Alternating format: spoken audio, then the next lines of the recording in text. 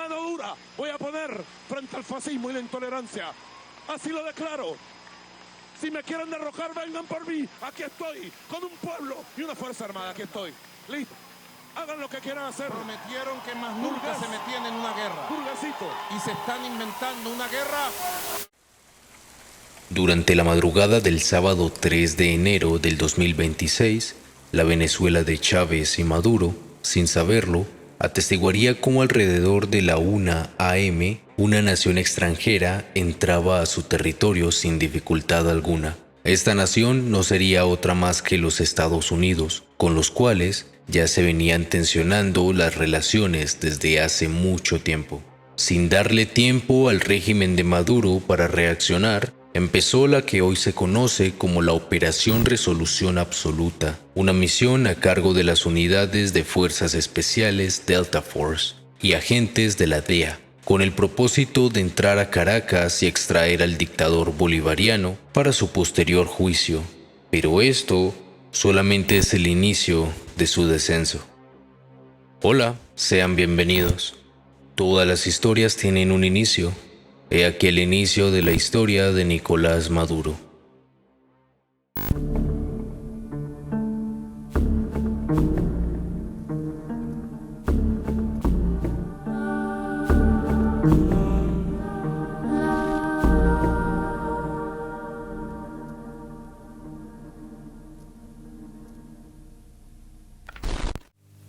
Orígenes e infancia.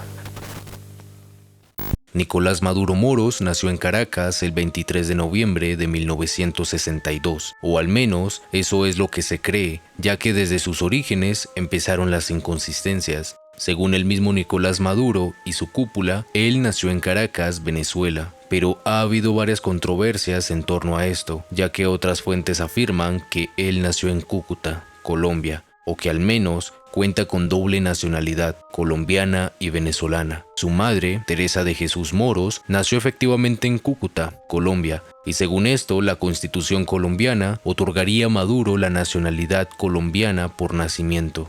Esta información no solo generó debate sobre su lugar de nacimiento, sino también sobre su doble nacionalidad. Esta versión fue impulsada por el ex embajador de Panamá ante la OEA, Guillermo Coches, el exdiputado Walter Márquez y la supuesta falsificación de Maduro a su propio registro civil. La Registraduría de Colombia ha negado que Nicolás Maduro haya nacido en la ciudad de Cúcuta, oriente del país. El anuncio del organismo ha sido hecho tras la divulgación que hacía en NTN24 el ex embajador de Panamá ante la OEA, Guillermo Coches, quien mostraba un registro civil donde, según él, se veía la fecha y lugar de nacimiento del presidente de Venezuela. Según el documento, el heredero del chavismo tendría la nacionalidad colombiana, hecho que le impediría, de acuerdo con la Constitución de Venezuela, ejercer el cargo de jefe de Estado. La entidad asegura que la supuesta acta de nacimiento presenta varias inconsistencias que comprobarían su invalidez. En 2013, según la Registraduría Nacional del Estado Civil de Colombia, emitió un comunicado oficial indicando que, tras revisar sus archivos, no se encontró ningún registro civil de nacimiento ni cédula de ciudadanía a nombre de Nicolás Maduro Moros en ese país. Nicolás Maduro García, en algunos registros mencionado como Jesús Nicolás, fue un destacado dirigente sindical venezolano, padre del que más tarde todos conoceríamos como el heredero de Chávez. De acuerdo con las investigaciones biográficas y las propias declaraciones del exdictador, su padre fue un importante líder sindical en el sector petrolero y de transporte. Fue fundador y militante del Movimiento Electoral del Pueblo, el MEP, un partido de izquierda que nació como una división del Partido Acción Democrática, el AD, bajo liderazgo de Luis Beltrán Prieto Figueroa. Durante la dictadura de Marcos Pérez Jiménez, en la década de los 50, se exilió en Colombia, donde vivió un tiempo antes de regresar a Venezuela. Según lo que el propio Nicolás Maduro ha compartido en entrevistas y discursos, se le describía como un hombre de carácter fuerte pero con una profunda vocación por la humildad. Era políglota, hablaba varios idiomas, entre ellos holandés y papiamento. Debido a la ascendencia de su familia, los Maduro, originales, llegaron a Falcón desde la isla de Aruba y Curazao. Fue el que introdujo a su hijo en el mundo de la política y el sindicalismo desde muy joven. Nicolás Maduro García falleció el 22 de abril de 1989 en un accidente de tránsito, poco después de los eventos del Caracazo. Al atardecer, el ejército salió a las calles a apoyar a la policía. 4.000 soldados de infantería, apoyados por tanquetas ligeras, fueron enviados por el gobierno para tratar de restablecer el orden en Caracas. Pero la presencia de las tropas no fue suficiente para asustar a la turba enardecida por el saqueo fácil. Entonces los soldados comenzaron a disparar. El Caracazo fue un masivo estallido social ocurrido en Venezuela que comenzó el 27 de febrero de 1989. Fue una serie de protestas, disturbios y saqueos que comenzó en Caracas y se extendió por el resto del país, básicamente causado por el rechazo a un paquete de medidas económicas del presidente Carlos Andrés Pérez, en el cual se incluían el alza de la gasolina y transporte. El gobierno ordenó la represión militar, el Plan Ávila, dejando cientos de muertos. Cifras oficiales hablan de 276, las extraoficiales hablan de miles, marcando el inicio de la crisis del sistema político tradicional y preparó el terreno para el ascenso de Hugo Chávez.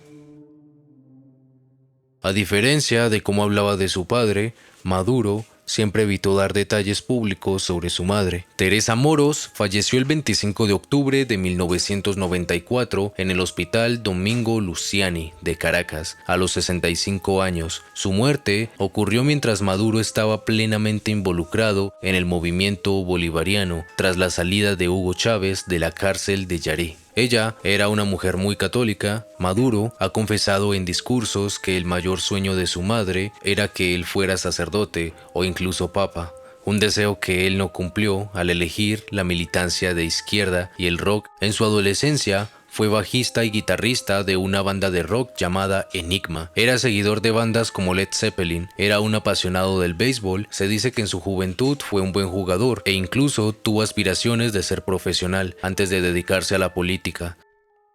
Nuestra ignorancia, nos dejamos acabar. Los críticos sostienen que el hermetismo de Maduro sobre ella no era solo por amor, sino para ocultar que él posee la doble nacionalidad, por nacimiento, vía materna, lo cual, según la Constitución venezolana, le habría impedido legalmente ser presidente. Nicolás fue el único hijo que abandonó los estudios formales, tras ser expulsado de la escuela cuando tan solo tenía 15 años, por organizar protestas estudiantiles y actuar como líder del centro de estudiantes. El presidente obrero. A finales de los 80s y principios de los 90, Maduro trabajó como conductor de autobuses en el metro de Caracas. No era un trabajador cualquiera, utilizaba su puesto como plataforma para organizar a sus compañeros, convirtiéndose en uno de los fundadores del sindicato Citrameca, sindicato de trabajadores del metro de Caracas. En 1990 se integra al MBR, Movimiento Bolivariano Revolucionario, una organización político-militar venezolana fundada por Hugo Chávez en 1982. Se convirtió en un líder conflictivo y visible. La pelea tuvo lugar en 1999, cuando en los parlamentarios discutían la nueva ley de responsabilidad social de la radio y la televisión. En un momento del debate, la tensión llegó a tal extremo que Maduro y otros diputados de su mismo partido llegaron a los golpes. Empujando fuerte, cogiéndolo de la cabeza, tratando de sacarle la peluca, luego el otro se recupera y el otro toma aire, por lo menos trata de defenderse, esquiva los golpes, hace un baile de cintura y luego, fíjense, ahí se pone como un boxeador. Entre puñetazos, jalones de cabello y empujones, Maduro también propició una candente escena en la Asamblea Nacional cuando figuraba ante el país como diputado de ese parlamento. A tense day at the Venezuelan Parliament. The congressman discussed the social responsibility law of radio and television. El Universal Televisión. Gag law for many people here. All allies of the same political party take violence to an extreme point. El sindicato le dio músculo político y capacidad de movilización en la capital, algo que los militares del movimiento de Chávez necesitaban desesperadamente. Es decir, que apoyó de manera civil y temprana a Chávez en su posgolpe de 1992, movilizando soldados y civiles armados a través de los túneles del metro de Caracas. Nosotros acá en Caracas no logramos controlar el poder. Ustedes lo hicieron muy bien por allá, pero ya es tiempo de evitar más derramamiento de sangre, ya es tiempo de reflexionar y vendrán nuevas situaciones y el país tiene que enrumbarse definitivamente hacia un destino mejor. Lo que lo posicionó como figura de confianza en el chavismo y más tarde, en 1999, tras la victoria electoral de Hugo Chávez, esta lealtad daría sus frutos. Esta etapa de su vida fue la que le hizo ganar el apodo del presidente obrero. Tras el fallido golpe de estado de 1992, Maduro, como líder sindical, comenzó a visitar a Hugo Chávez en la cárcel de Yaré. Allí se convirtió en uno de sus mensajeros de confianza. De igual manera, en el mismo entorno conocería a Cilia Flores, su actual esposa, quien era parte del equipo de abogados que buscaba la liberación de Chávez. Según los registros de la empresa, Maduro fue despedido por inasistencia y por dedicarse más al activismo político que a conducir. Él, por el contrario, siempre sostuvo que fue una persecución política, siendo esta la única experiencia laboral fuera de la política que ha tenido, y la usó durante años, muchos años, para decir que él entendía al pueblo, pero allí él aprendió a negociar, a presionar mediante huelgas y a construir lealtades que mantuvo hasta su captura en enero del 2026. El ascenso meteórico. Al hacerse tan cercano a Hugo Chávez, cuando llegó el momento, empezaron a haber algunos cambios en su vida, como un ascenso rápido en el primer gobierno del comandante venezolano, gracias a su lealtad inquebrantable y trayectoria sindical, pasando de presidente de la Asamblea Nacional a canciller en 2006 y luego a vicepresidente en 2012. La tienen en su propia casa. Y fue en 2006 cuando comenzó con cargos de alto gobierno durante el segundo mandato de Chávez. Fue nombrado como ministro de Relaciones Exteriores de Venezuela, o canciller, como mejor se conoce el cargo. Se destacó por su tono conciliador. En 2012 llegaba uno de sus más grandes desafíos. Fue nombrado por el presidente Hugo Chávez como vicepresidente de Venezuela. Quiero que le demos un aplauso de apoyo, de estímulo al nuevo vicepresidente, que es Nicolás Maduro.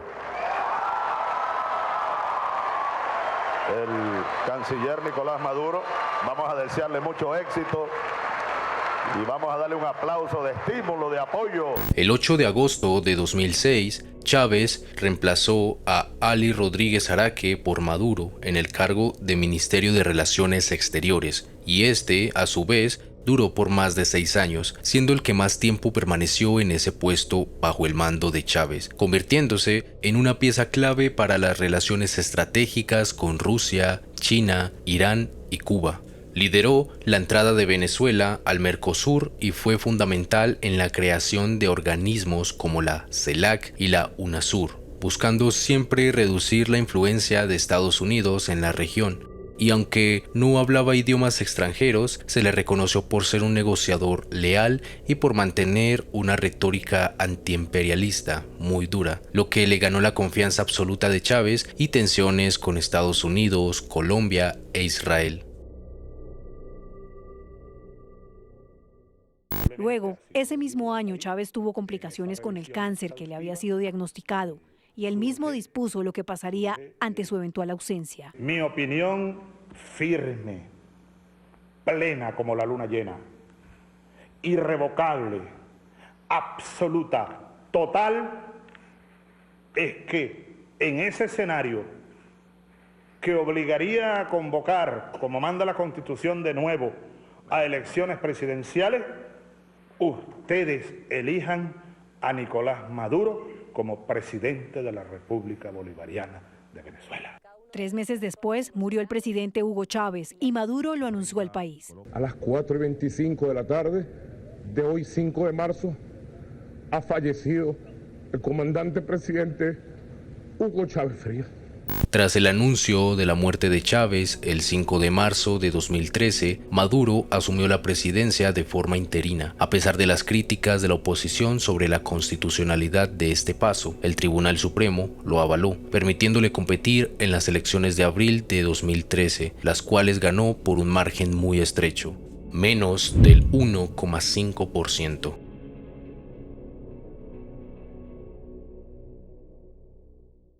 El primer gobierno, 2013-2019.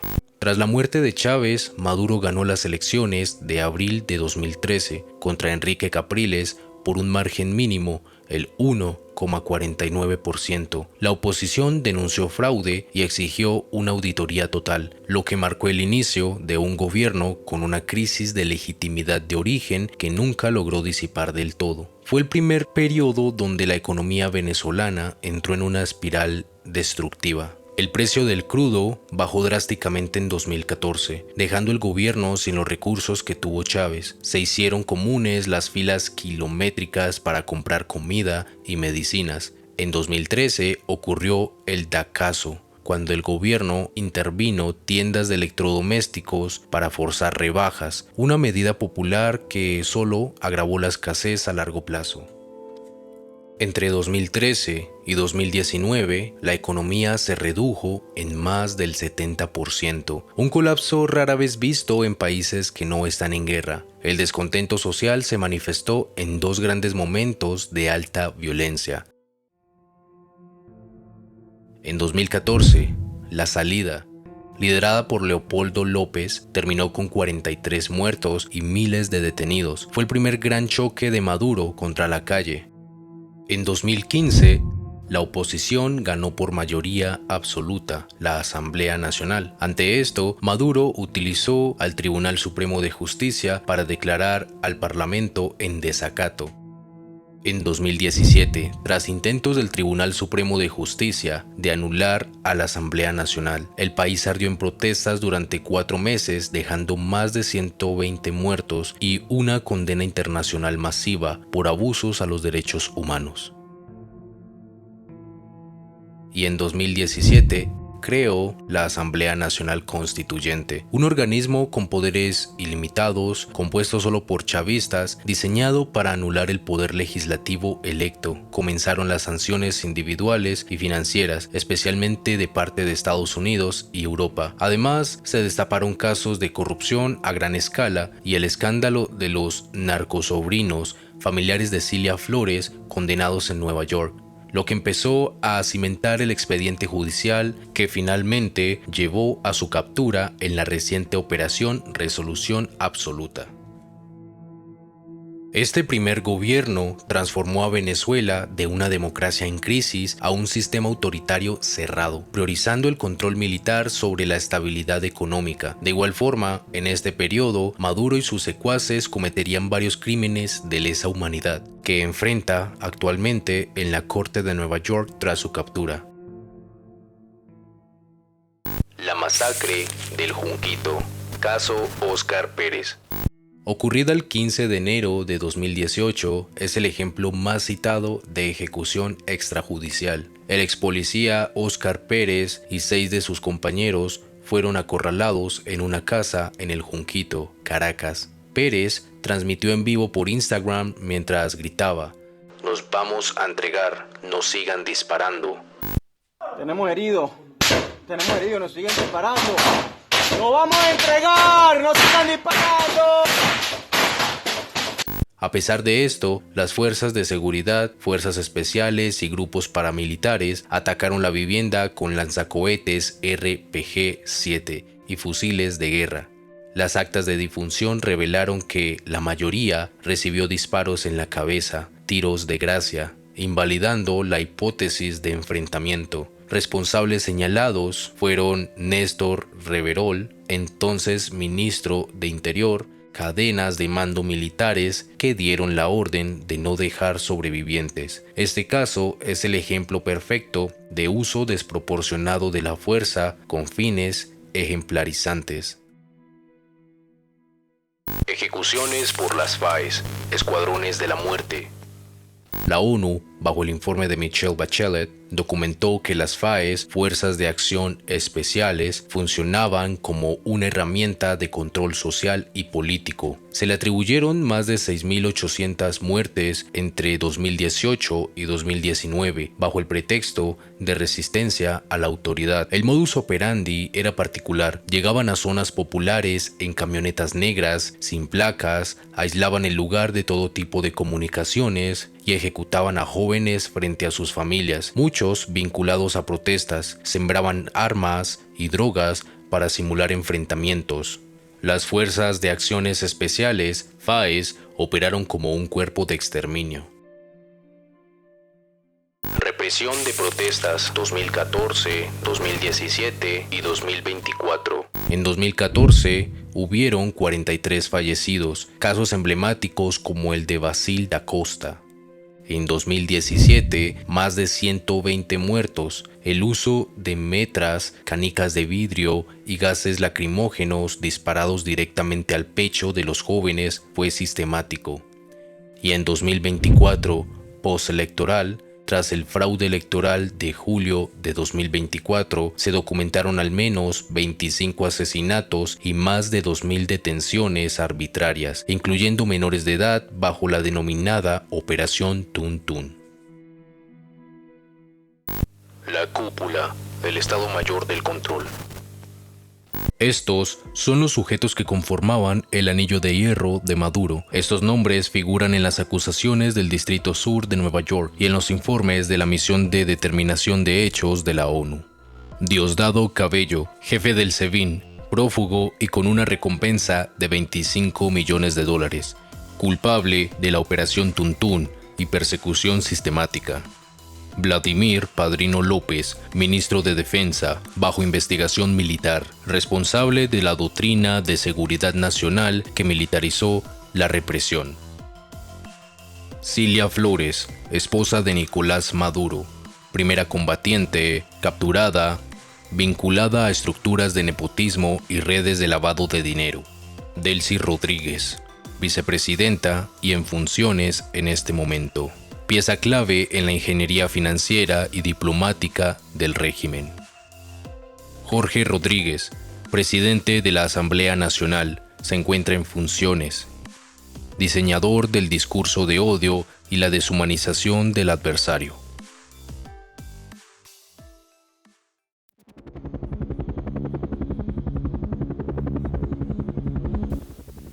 Operación Resolución Absoluta.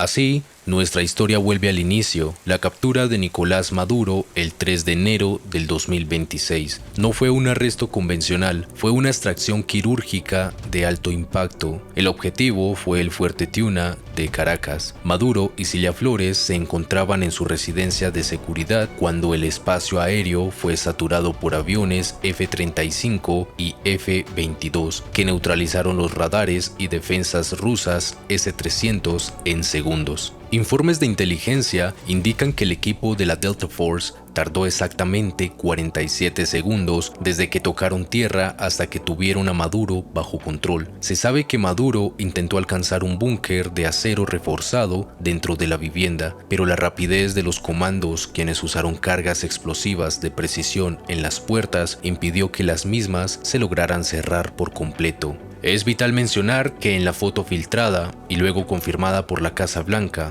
de Maduro, siendo trasladado en pijama, descalzo y vendado hacia un helicóptero Chinook, se hizo mientras se encontraban bajo fuego de artillería antiaérea que alcanzó a herir a un piloto estadounidense en la pierna.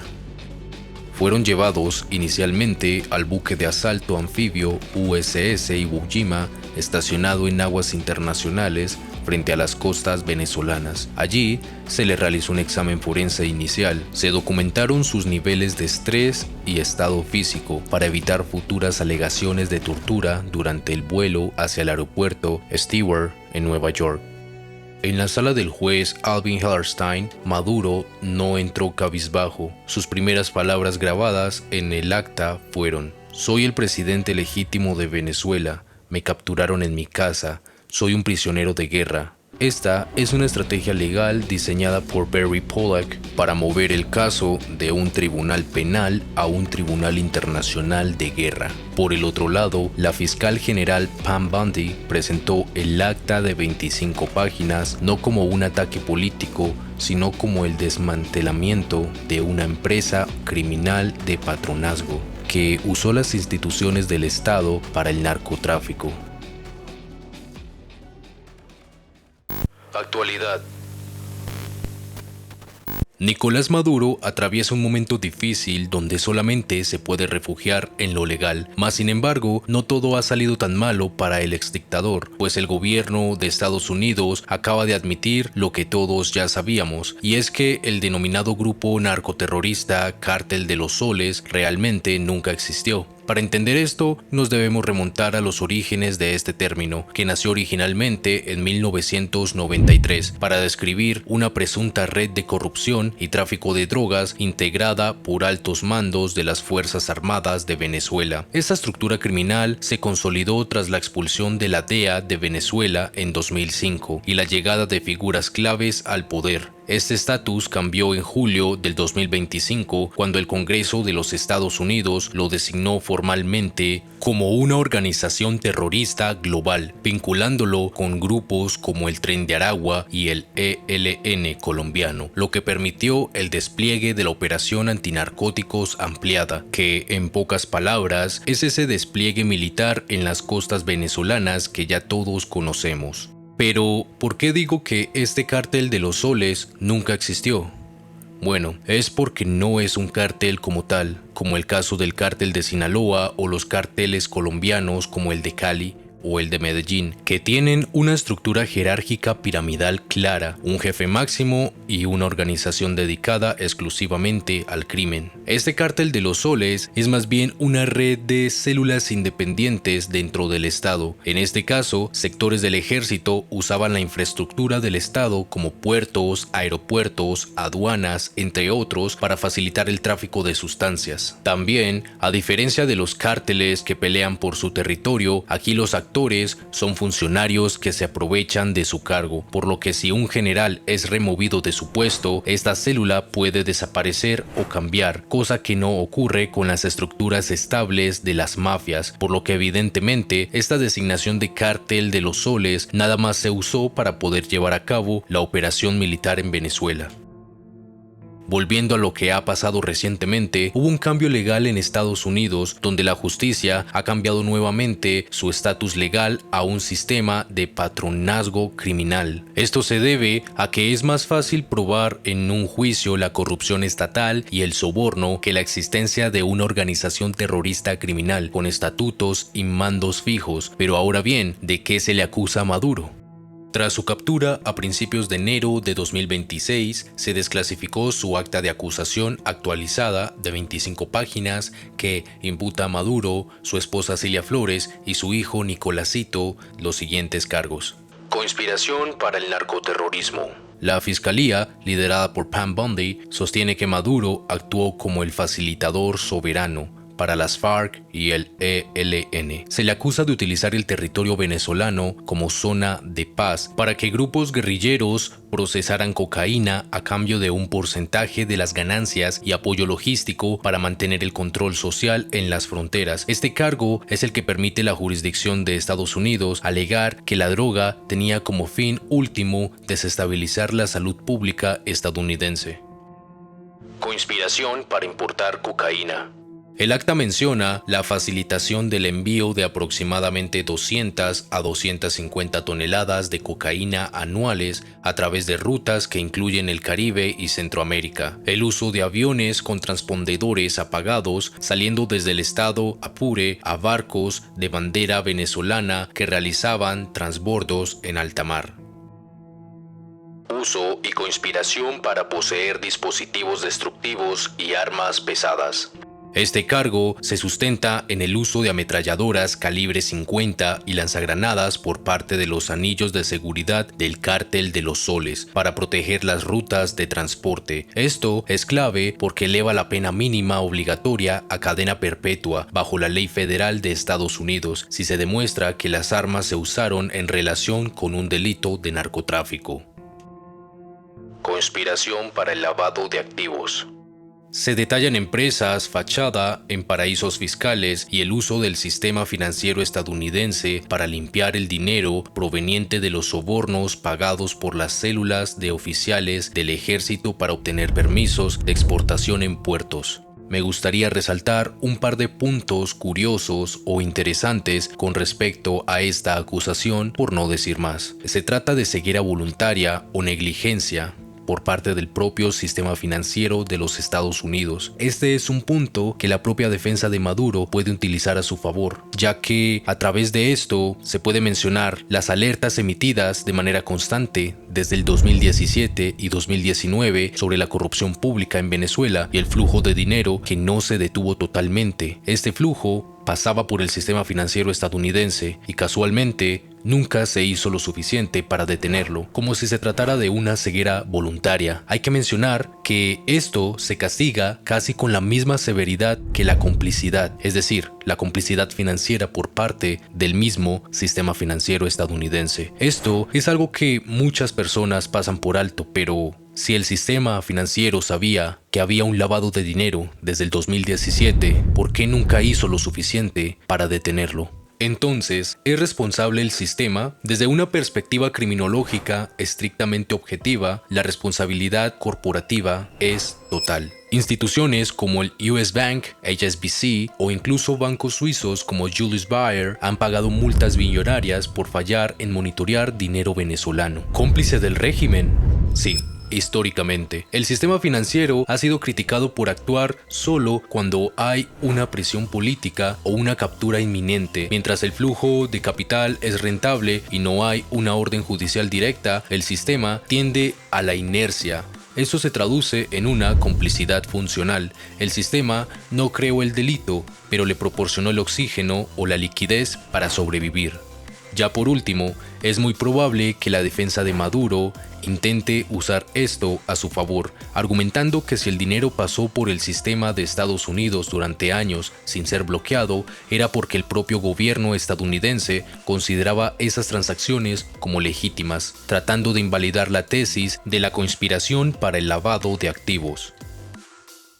La defensa. La estrategia de Barry J. Pollock. A pesar de toda la situación, Maduro no se ha quedado atrás en su defensa y ha contratado nada más y nada menos que a Barry J. Pollock, el reconocido abogado que ejecutó la liberación del polémico Julian Assange en el caso de WikiLeaks. Si desean que haga un video sobre este caso, me lo pueden dejar saber en los comentarios. La contratación de Pollock indica que Maduro no va a pelear solo los hechos, sino la legitimidad del proceso. Esta historia sigue en desarrollo. ¿Es la captura de Maduro el fin del Cártel de los Soles o simplemente la decapitación de una hidra cuya base, como los oficiales de aduanas, puertos y colectivos, seguirá intacta bajo el mando de Delcy Rodríguez? Esperaré tu opinión en la caja de comentarios y sin nada más que decir, espero que hayas disfrutado de este video. Siéntete libre de compartir tus sugerencias, inquietudes u opiniones al respecto y nos vemos hasta la próxima.